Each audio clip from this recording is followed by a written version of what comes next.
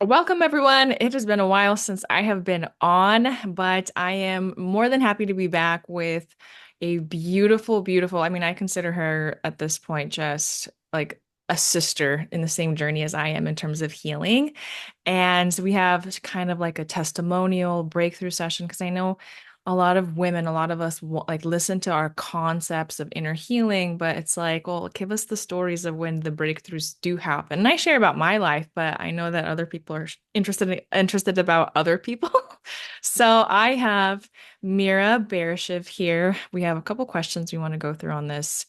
I don't know, you can call it podcast, you can call it like testimonial video, but just definitely seeing a real woman apply these principles and just quite the story, quite the journey. But before I get ahead of myself, let me introduce a little bit about Mira and she can introduce the rest.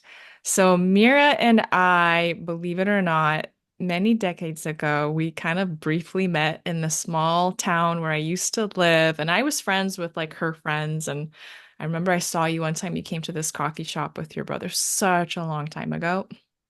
And and somehow our lives still crossed and kind of came back. And since then, I'm really like honored to say this, but you've purchased every course, group, individual session. I mean, you have been all in, not just with me. You've done your own stuff with other therapists. You've been on the quite the healing journey. And the reason why we're even talking right now is because you have, I'd say, much like breakthrough and transformation to show for at this point where you can kind of comfortably embody like this new woman and like you have the results to back it up. But share me a little bit about who you are, like where are you in life right now? How did you even end up on this inner healing journey? Polarity, right? The masculine, feminine stuff. What led you to just dive in and go all in the last couple of years? And I want to say that I think it was 2023, was that? Yep, when you joined my first we called it the sabotage breaker group coaching. And but anyways, jump in, like how'd you get started? Well, thanks for having me. I'm so excited to share my story and my testimony and hopefully encourage some women that have gone through similar things as me. I think there's a lot of us out there. Um, I'm Mira. I've known you for a couple of decades, but we truly, I used to tell people, Yelena's a friend of mine that I've only seen about 10 times in person in our entire friendship because we live so far apart from each other. But coming back to a little bit about myself, I am a solo parent to a little 4-year-old boy that I adopted this July. I've been a foster parent for 8 years. I was married, unfortunately divorced, but definitely had a lot of changes in my life. And I didn't know where to go with them or why they kept happening in different ways. I started noticing patterns in my life of whether it was marriage or workplaces or friendships that were unhealthy. And I was lost. I couldn't figure out, I knew something was wrong, but I couldn't pinpoint what it was and what I was doing because the way I was seeing myself was I was a giver. I did everything for people. I tried and went above and beyond. Why was I not getting that back, to me? So there was a lot of confusion and frustration. And then when I joined your class in 2023 and we went over attachment styles, and that was the biggest like Yeah. light bulb moment for me of identifying my attachment style, identifying my partner's attachment style, and seeing like why things weren't quite aligning. And it just started from there. What started from there? Basically an awakening. Yeah. Maybe there's a different word for it, but for me, it was an awakening. It truly made me look at myself. It was a humbling experience for sure, seeing my own choices and patterns and my communication style that wasn't communicating to others the way that I needed to be seen and I needed to be appreciated or taken care of, loved. as women, we always want to be appreciated. We want to be seen, especially by our partner, by our children. And I started feeling like this can't be it. It can't just stop at attachment styles, right? Like there's got to be more to this. There's a different world out there that I don't really know anything about, but I want to learn. And I remember just it was a couple years before that class when I turned 30 and I just knew something had to change. That was my big, I need something has to change. I need to do the work and see what that is. And you came along with your classes and your coaching. And, I was also doing individual therapy with other therapists during all of this, off and on for years of just trying to process some trauma. Yes, it was helpful, but it wasn't enough. Hmm. Wow. Yeah, I remember that first group experience when I was we did attachment styles. We learned about something called schemas, kind of these ways we're kind of programmed and those patterns we keep playing out, right? And the nervous system, like the fight, flight, freeze modes, our wounds. I mean, I think like it was kind of like psychology pretty deep at the time. But I remember you specifically, like you said, your story was, I am 30 years old. I have gone through a lot, a lot, and I'm not going to disclose all of it because that's your story to tell. But man, I'm like, you've gone through so much, and you're like, this is the year. Like you said, this was my birthday gift, this class, this group, to start to elevate and do the inner work. And kind of like, what happens if anyone has started the inner work? We know all of a sudden they say like what happened here, I'm investing in myself and it feels like my whole life is starting to kind of break apart. And we know, Yeah. we hear it's like, okay, well, the things that aren't supposed to be are breaking off, but when that's been your identity or your life or your family, like that sometimes becomes very scary, and sometimes why people get scared to go deeper or blame like, oh, this is not good work, this is destructive work. But like for you, what, you said you were a giver. Talk more about what that is for a woman who maybe hears that, but like illuminate what that is so that the woman who is falling in those patterns truly like resonates and sees it. And I want to hear like the main struggles you're experiencing, maybe in marriage, whatever you're comfortable to share. It could be friendships, family, work, because this is something we teach in our polarity work. We as the feminine, we are in relationship to all of life. And the masculine is not just a man, it's God, it's life, it's work. We're like in relationship to all of it, right? And so you are such a giver, but just break down some of those struggles, some of the things that you had to maybe identify. I started noticing that, especially in my marriage, I would always do so much above and beyond, and I wouldn't communicate. That was a big problem for me, as I was not communicating. And, if you think of the story of a couple is sitting at the dinner table eating their dessert and they're sharing like one piece of cake, and one says, you take the last piece. And so I was always in that giver mode of, you take the last piece, you take this, you get the better, you get the more. And I noticed that in my marriage, everywhere, you sleep in every weekend, I will pack your lunches, don't worry about this, I'll wake up with the kids, I'll give them a bath. And when you're in a partnership, it's a partnership. We're both working, we're both, contributing to the family, but I felt like I needed to do more. Part of it was my Slavic upbringing of being the oldest daughter of a big And family. the And oldest, yeah. yes, and just being like a girl in our culture, you just gave. You're always running, always doing.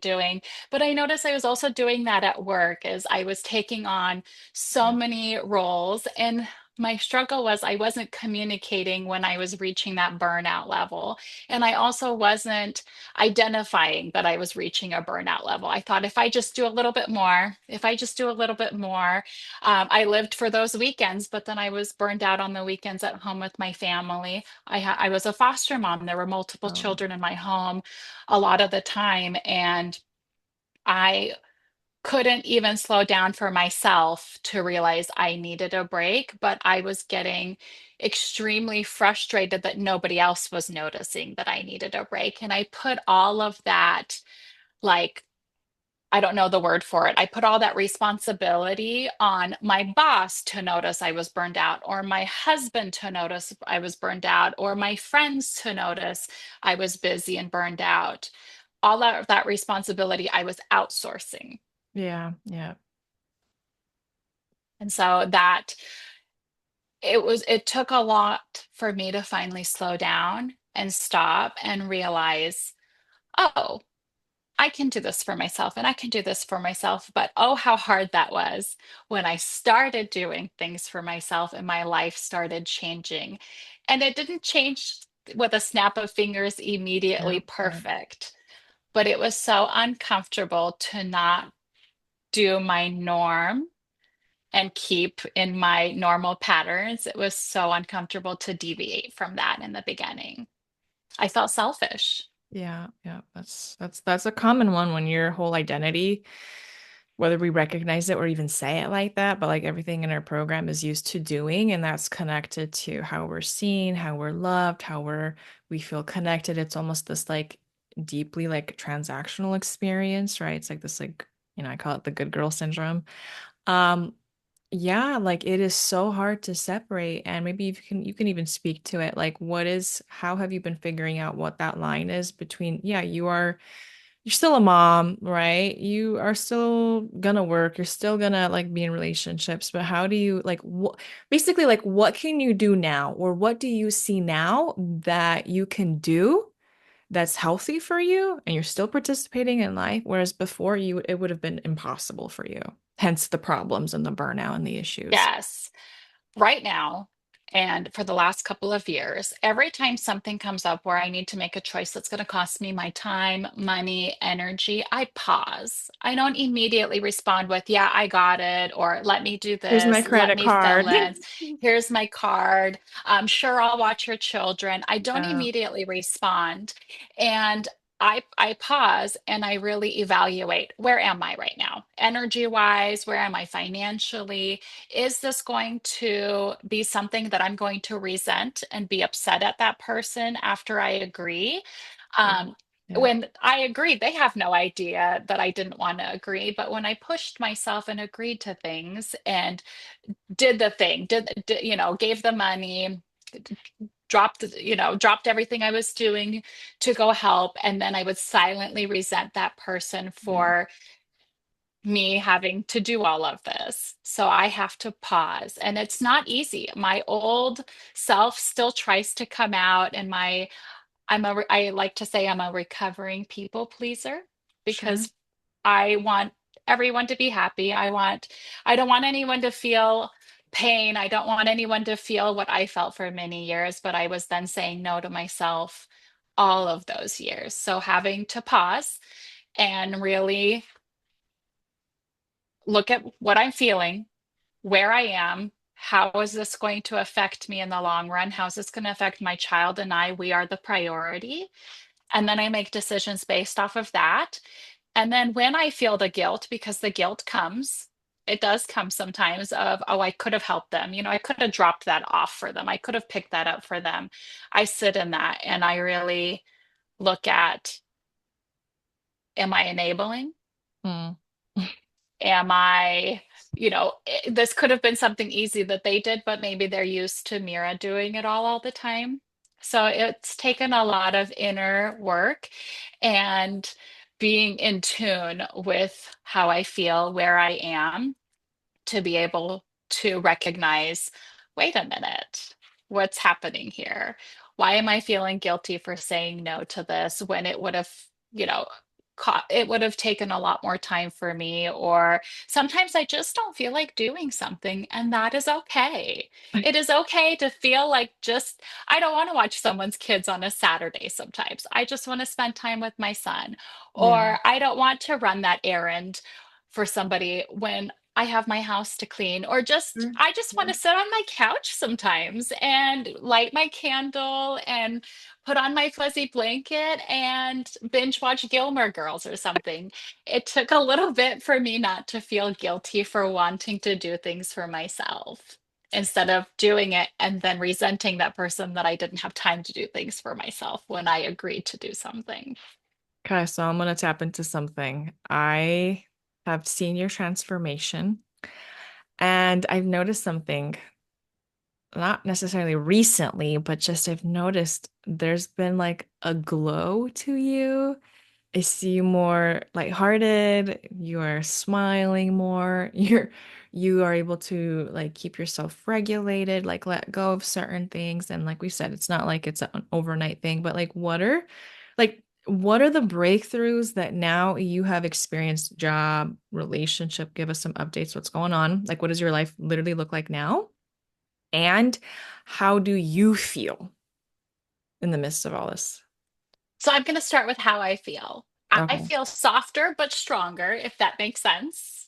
Yeah. Softer in my feminine, stronger in my boundaries, stronger in my love for myself and taking care of myself first. I think as a mom, you can get lost in doing so much and being so much. But where I stand in my life right now is in the last about year and a half, 2 years, my life drastically changed. I went through a divorce. I became a solo foster parent and I was able to adopt my son this year by myself. I bought my dream car. I Which is went on Mini Cooper. yeah. I have wanted this car for 22 years and I never allowed myself to get past the point of just wanting it, No, yeah. to actually having it. And so I bought my dream car. I paid off a lot of debt. I quit a very extremely toxic and exhausting job where I was doing 5 roles in one. I was blessed with an amazing dream job where I'm making almost double what I was making. I Wow. went on a dream vacation with my son this year. I went skydiving.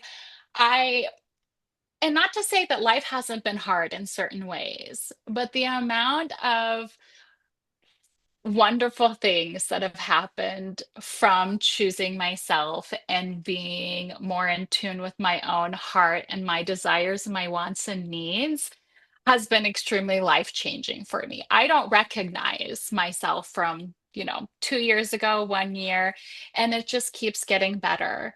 Of course, there's struggles. Of course, there is. And there are definitely days that are rough, but the amount of blessings in my life and Yeah. knowing the hard work it took to get these has been so rewarding for me. Wow. I mean, I love how you said it. I went from having desires to allowing myself to experience these things.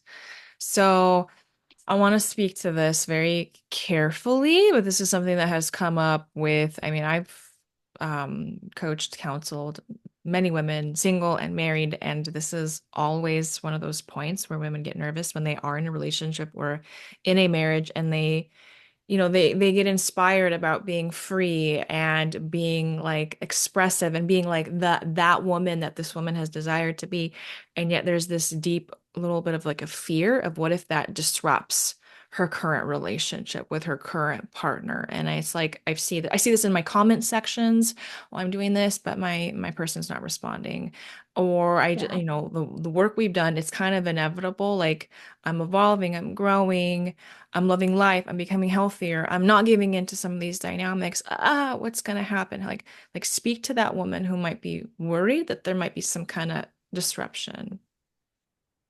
In my case, I went through a divorce. In 2023, late 2023, I went through a divorce. I started your class, I think it was in March, April, May, sometimes spring into early summer.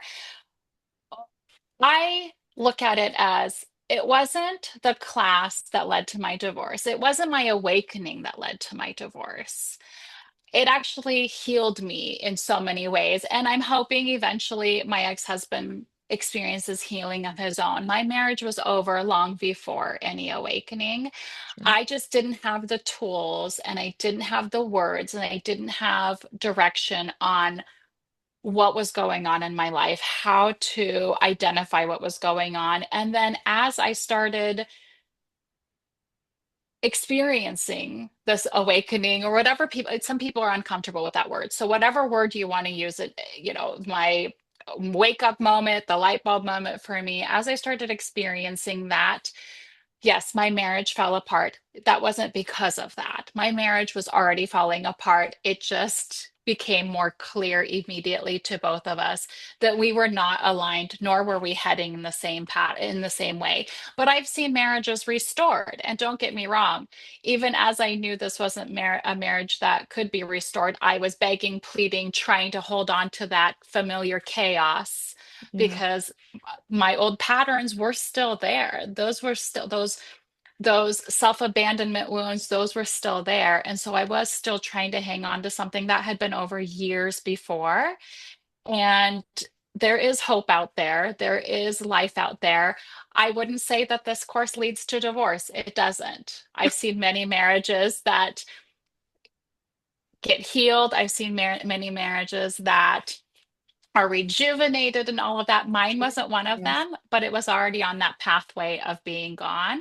It just helped me in going through that divorce, these classes and knowing what was happening within myself. It helped me stabilize myself. That divorce was coming no matter what, but now I had the tools Mm. to be able to help myself and heal myself and create a new life for myself and my child.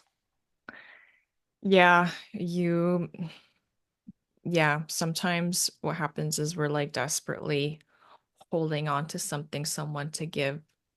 Like I said, we outsource trying to get them to give us something that we don't feel like we have for ourselves, but we've processed this. So you have taken obviously multiple of the courses, classes I've offered. You've done the trigger reset workshop. You've talked about a lot about processing triggers as they come up instead of being like enslaved by them and then regretting your reactions. You've talked about going into the master class, that depth of polarity work, and you doing the work and seeing like, does your partner rise because he has choice? We all have sovereign will, and either he does or he doesn't, but then and the truth sets you free, and we've done some intensives, which I do with women who have taken my courses, the Adored by Design course. But something I want to talk about, and I want to respect your privacy, but you talked about we just recently had an intensive and you processed some of those dynamics and patterns that were laid out really early in your life, and you had some specific memories,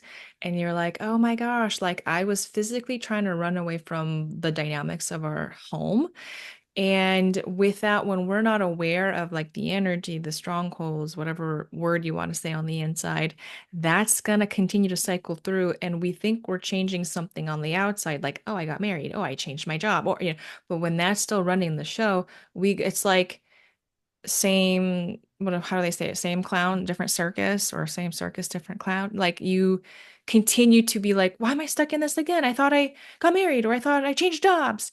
And you were processing like, oh, like I get it, like how I kept repeating the same familiar roles, like my nervous system, my everything kept recreating that until I start to break it off, and until I do the inner work and allow myself to give myself permission to not go back into those dynamics and choose conscientiously, like moment by moment, how to elevate. But share a little bit about like when you're looking back, like remember how we said we're relating to the masculine life, work, men. Like, what were maybe some of the receivership wounds, the mistrust? Like, what was going on, maybe energetically, that you were in the role that you were and repeating the same, if I could say, story? Yes.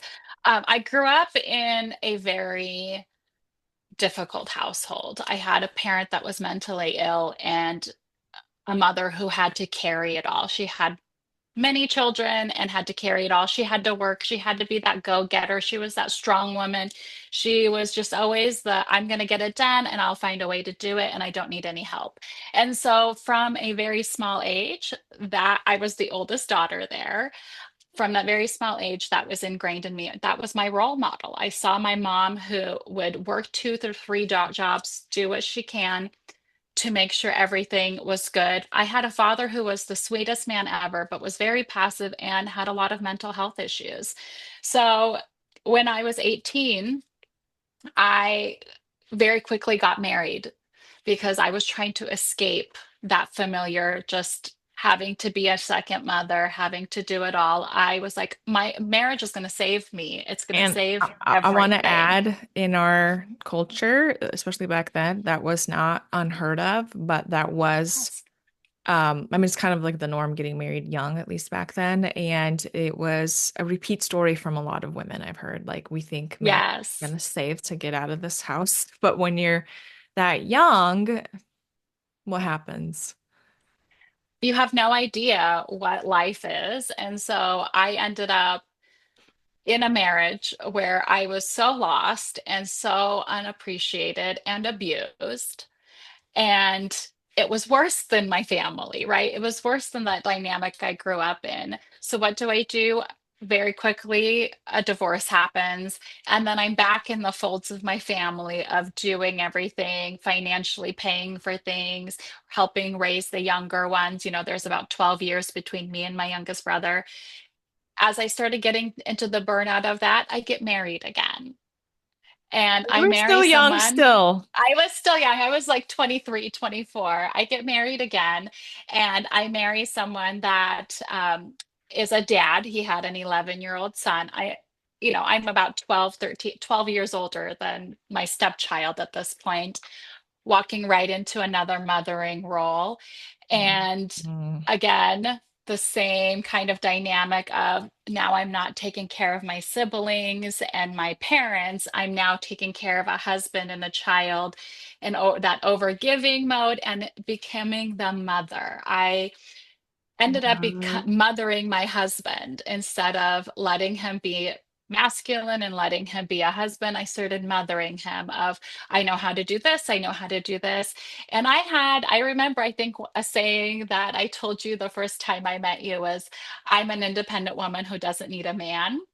And that was something I carried for many years of men failed me in my life constantly.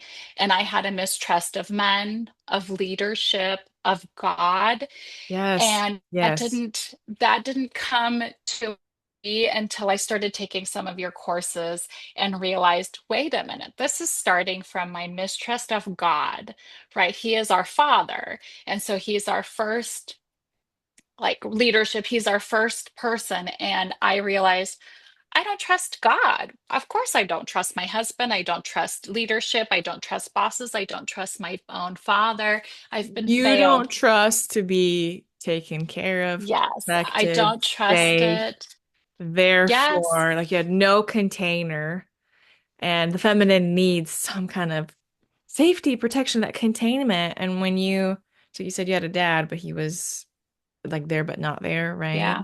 Mom who did it all, who modeled it. You just take all the responsibilities and I became the go-to for my family, for my yeah. in-laws, for my siblings. It was always Mira will figure out a way. Mira knows. Mira will find a way for my bosses. I saw that definitely play out in the workplace of I ended up just taking on more roles, but I didn't have that strength to be able to have a boundary and say, no, I can't do this, or even ask for more money. That was such a hard thing for me. And during a session of ours, I realized where that started. And I know you shared this in one of your videos, but when I was about 9 years old, my mom and I went to Payless Shoes to buy some Easter shoes. And we didn't come from a lot of money. We were struggling, but a couple times a year we would get new shoes for church for Easter Sunday. And we walk into this aisle and I see the most beautiful shoes on the top row or the top shelf. And they were these little wedge sandals that had flowers on them. And I wanted those so much as a 9-year-old little girl. Like, I wanted those so much. And my mom was looking at other shoes, of course, not high up. And I didn't even ask my mom for those shoes. I didn't even ask her because I thought to myself, we can't afford it. They're too expensive. My mom's going to get upset that I want these shoes when she know, when I'm supposed to know we can't afford it. And processing through that, I realized I didn't actually even ask her for those shoes. I didn't know how much they cost. I had no idea, but I had built up this entire protection of I'm going to reject myself before someone else rejects me. I'm going to save them that feeling of frustration that you can't afford shoes for your child, or that disappointment that as a mom, I know I'm disappointed sometimes when I can't give my child what he wants or what, you Mm, know, but I carried that and I started noticing the patterns in my life of every time I did that of let me reject myself first. Let me make sure that you don't have to have that hard conversation with me saying we can't afford that or I can't give that to you. Let me just put aside my needs and my wants for the greater good of peace. mm. And that was huge for me, just remembering those shoes. That was such a key piece of my childhood that from that moment, I just always knew don't have needs. Or if you have needs, bury them.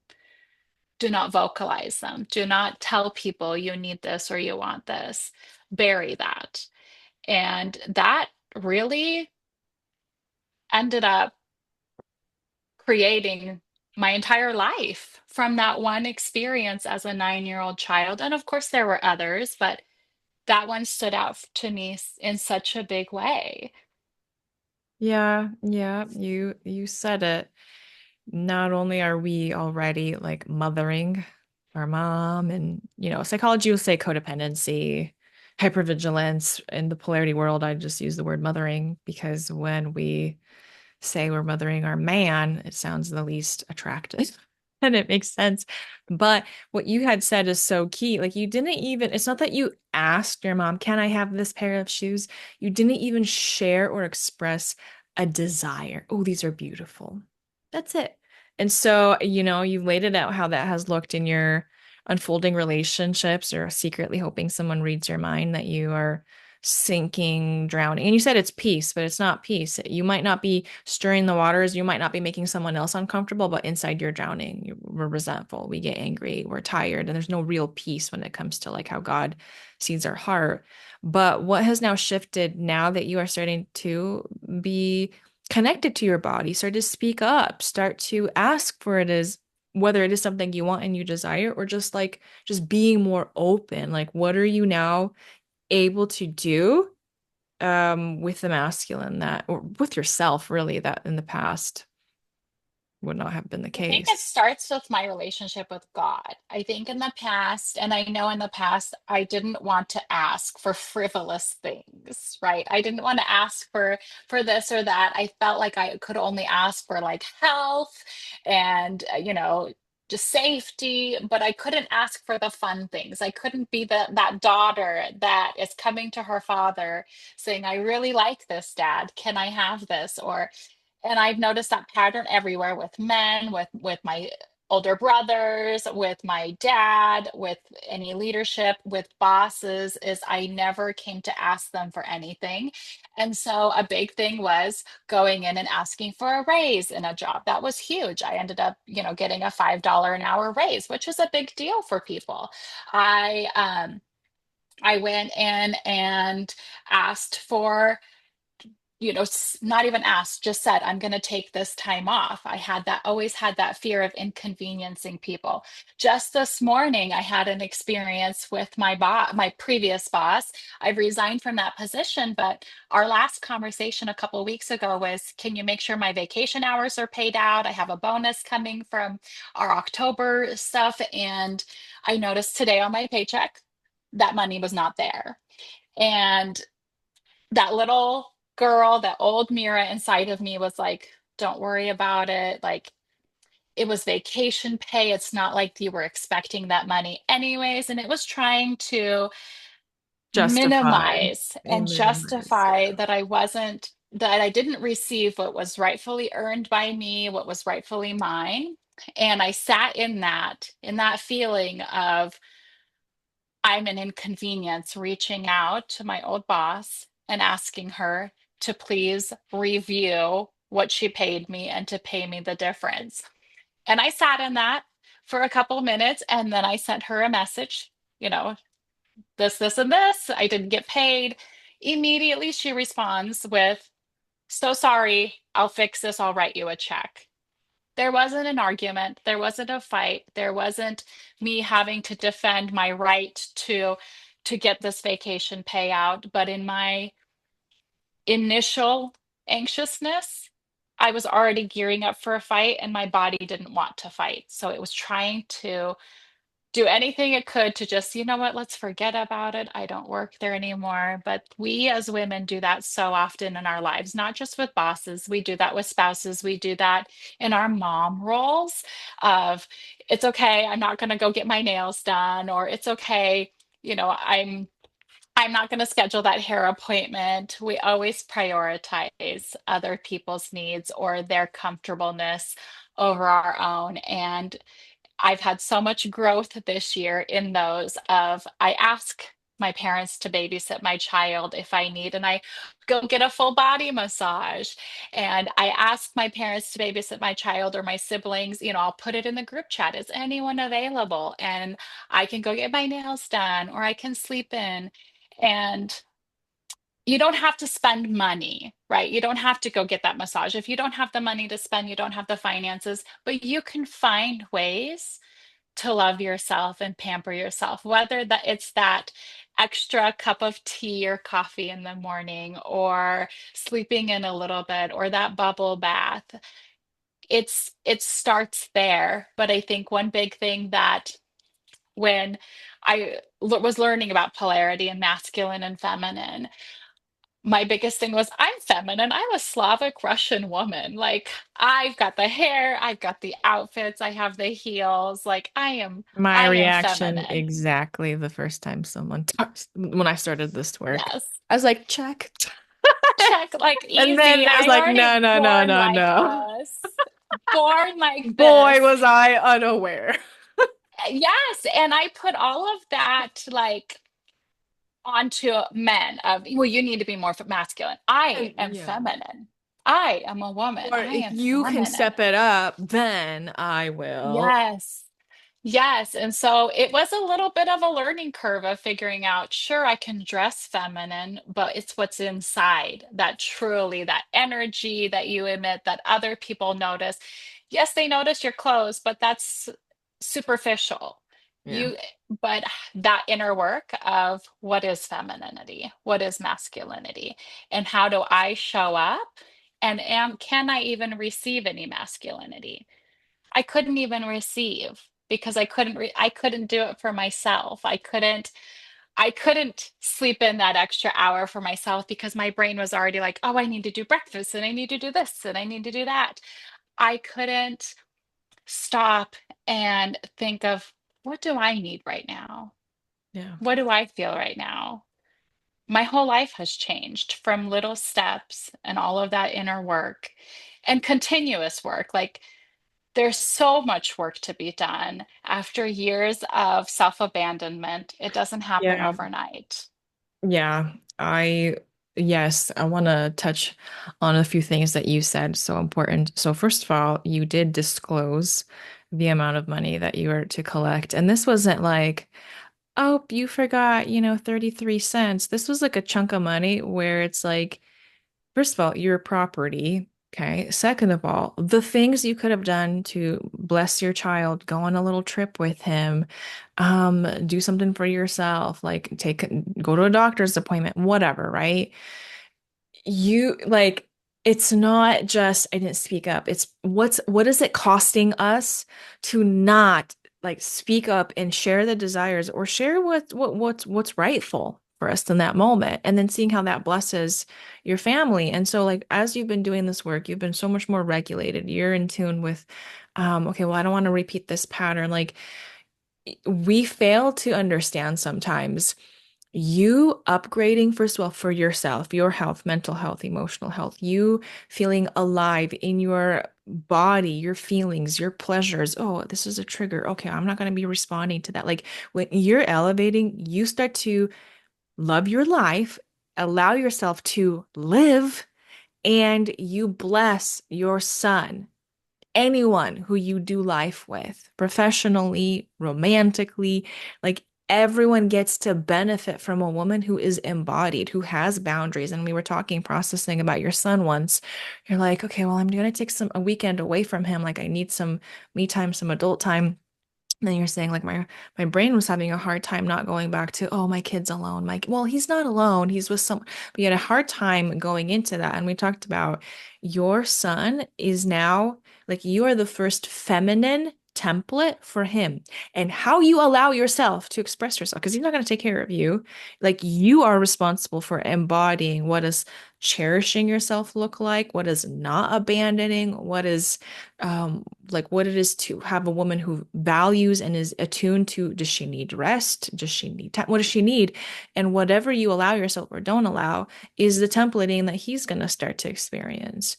And then he's going to go off and attract pattern wise a woman who either is attuned to I need rest, or oh, out of my overflow, I'm giving to you, or used to a woman who's mommying him, babying him, and self-abandoning and expecting it because that was the template that was written out early in his life. And I think we fail to understand, like we do this for ourselves, but it is a massive like ripple effect, if not tsunami, as to everyone who it impacts.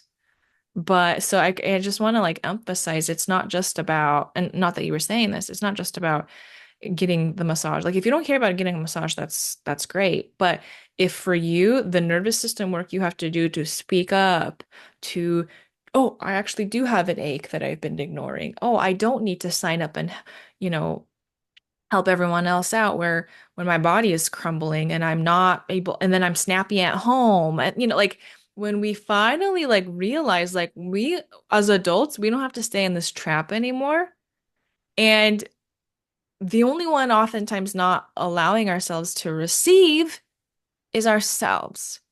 And I want to circle back real quick. You had a recent job upgrade, massive. And we were processing this with you because, again, job is also a form of masculine support, provision, protecting. Like so you had been looking for health insurance, you were looking for a raise. There were a lot of like check marks you were looking for. And when this package actually found you and came to you, we think in our head, oh, if only the such and such, the money, the time, the man, the this would come, my life would be solved. And it starts to come to us, and no surprise, the same receivership blocks will come away and sabotage, push away, unless we're aware. And we were processing, like, Mira, like, what are you doing? You are literally getting the masculine, the provision, the support, the everything you have been praying God for, where you feel abandoned, and it's coming into your way, and you're about to not show up to your interview. Like, like, Yes. talk a little bit about maybe for the woman who's maybe starting to see like the masculine is again not just a man or God, like what like help her feel into what that is and how that exposes more so her own receivership wounds, unworthiness wounds, that dynamic. So I had been kind of on the job hunt for off and on for a few years. Not seriously. I've gone to a couple of interviews and it wasn't a good fit. And so I remember talking to you a few weeks ago and I was like, I think that I'm just kind of stuck in this role and I just need to make the best of where I'm at. And lo and behold, a couple days later, I get a message online from a job, and I didn't apply for it. I looked through it, and they said, we loved your resume, and we'd want you to come in for an interview. And I'm going, I read their job posting, and I'm immediately disqualifying myself. I can't do this. Yeah, I can't do yeah. that. I can't do that. Like, what? And so Here you I was are, like savior of the world, running a business for volunteering, doing someone. everything. And then when someone's like, wanting to give to you, you're like, oh, I can't do anything. I'm incompetent. I can't. I'm so I small, you can't know. do anything. There's no way. And then I looked at, the pay scale and I was like, there's no way I could even be close to this. Yep. Yep. It's too much. It's too much for me. I'm gonna embarrass myself.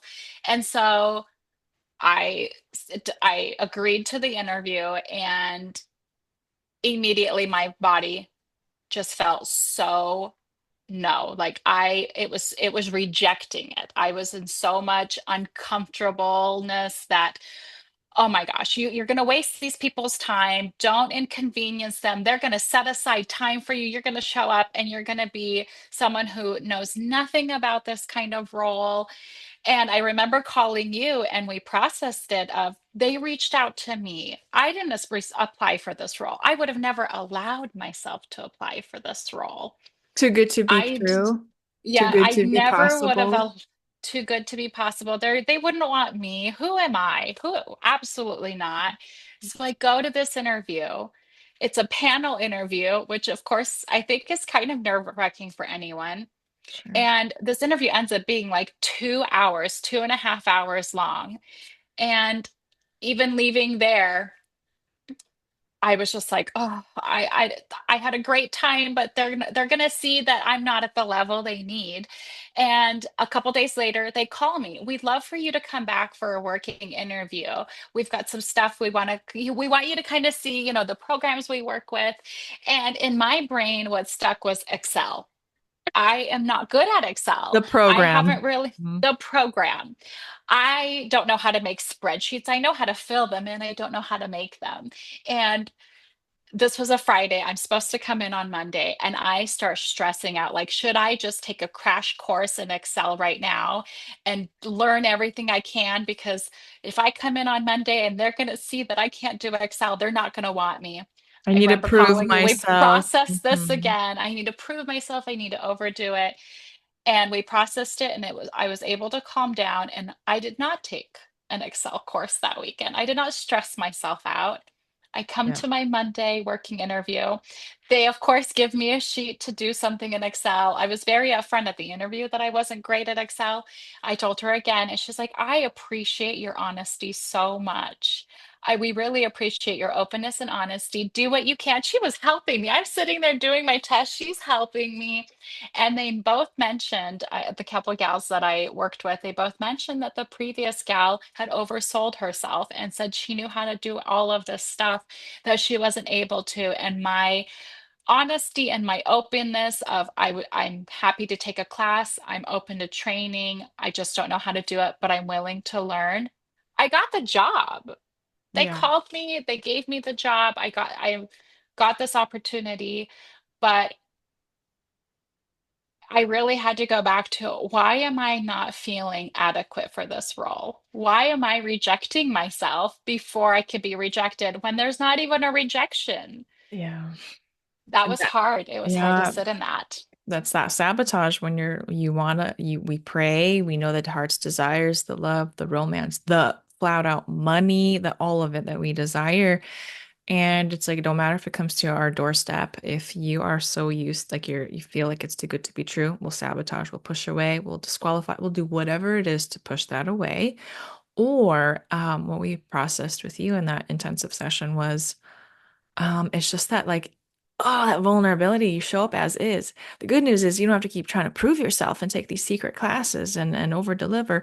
But it's like so scary where you show up as is. Here's what I can, what I offer, and here's well, I don't know how to do X, Y, and Z. Will I still be chosen? Because we like personalize it so much. Yeah. I don't want to get into the whole psychology of this, but it absolutely, when we work through those in the moment, like, okay, I'm like processing this trigger. I'm operating out of a new identity.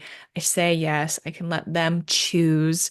And it's amazing. Like I think we're just honestly, because I'm listening to you talk, I'm like, we're just still scratching the surface of all the benefits that you've had, like how you feel, like there's other details I don't think we're gonna disclose here of like the true freedom and breakthrough and flat out like miraculous blessings that only God knows how have flown into your life. Like, because you will update me the testimonials, the results as we go. And sometimes I'm even like, Like, how did that No, I happen? But then I'm like, know. oh yeah, that's what happens when you start to co-create with God, literally, I had in to my work so life, hard. and like every woman has her own like phenomenal breakthrough stories. So like, what would you say to a woman who's listening, um, drawn to the inner healing work, drawn to this polarity, um the love, the relationship, like she wants to be able to elevate, but she is aware,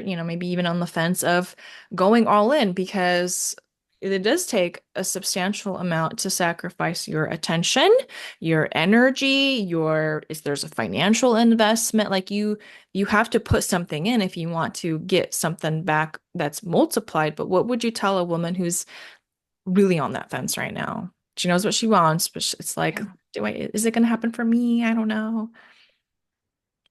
It's so important to put ourselves first sometimes and in different ways. But for me, the way that I rationalized going all in, paying the cost for it was it's expensive to stay the same.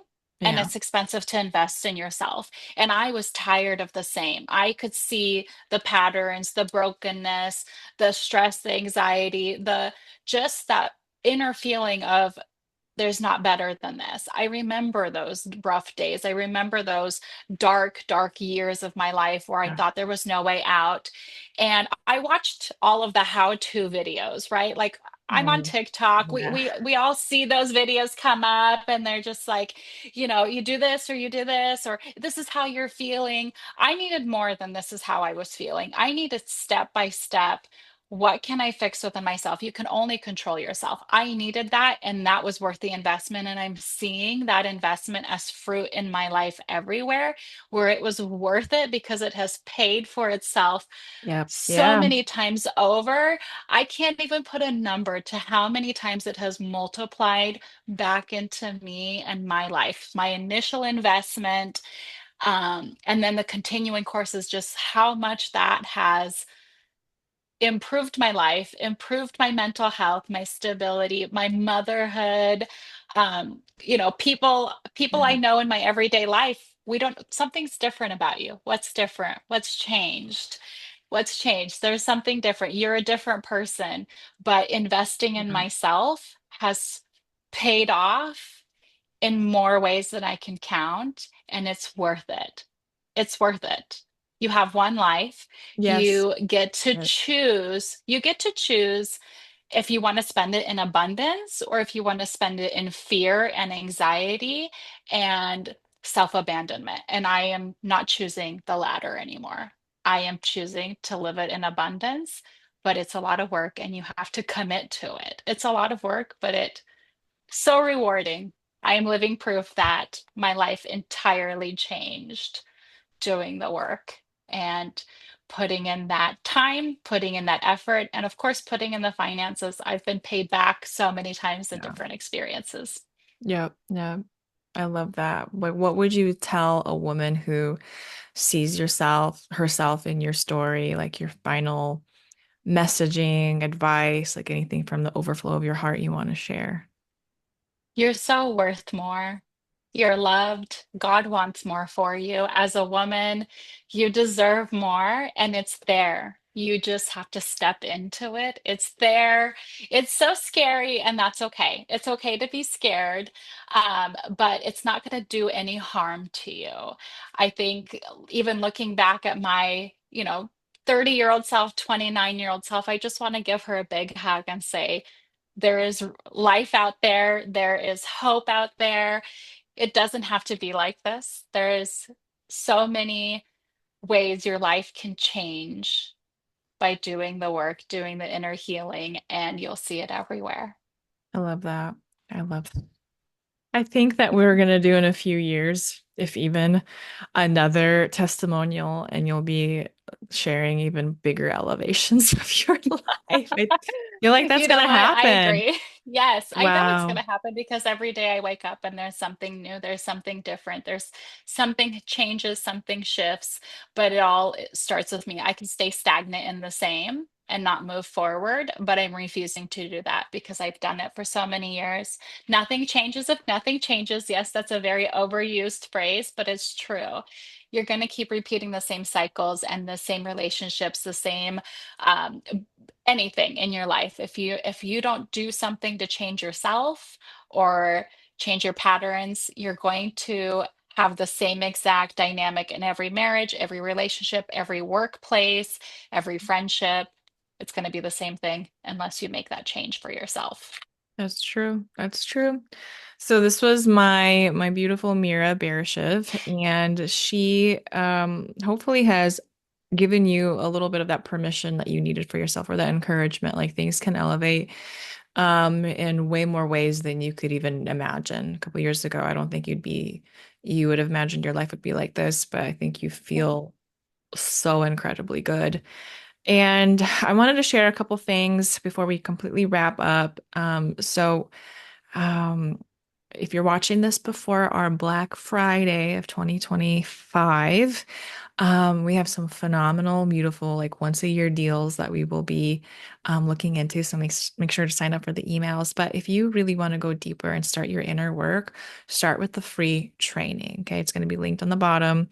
It is adoredbydesign.com. And after that, there's an offer to start to work with me, to start your inner work, to really go deep. And this is how Mira has started her process. And with that, you can continue to get like all the support that you desire. But yeah, start with that free training and be on the lookout for some, again, hint, hint, wink, wink. I can't disclose yet, but we have some special deals for Black Friday. But yeah, to any woman, feel free. You can email me, check out all my other videos, whatever it is that you need. And honestly, like just speaking from myself now to wrap up, what would my words of encouragement be? The desires of your heart, they're not there just for God to tease you and be mean to you like that.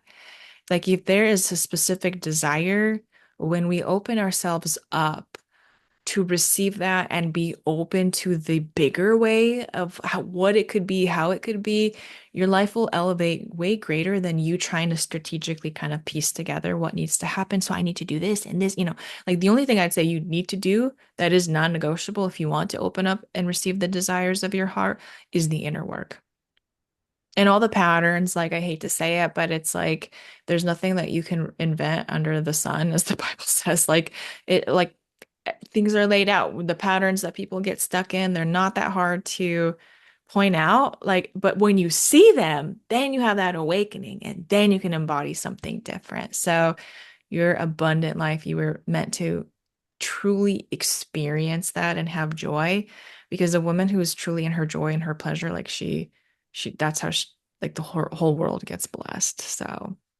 anyways, thank you everyone who's been listening. Make sure to subscribe.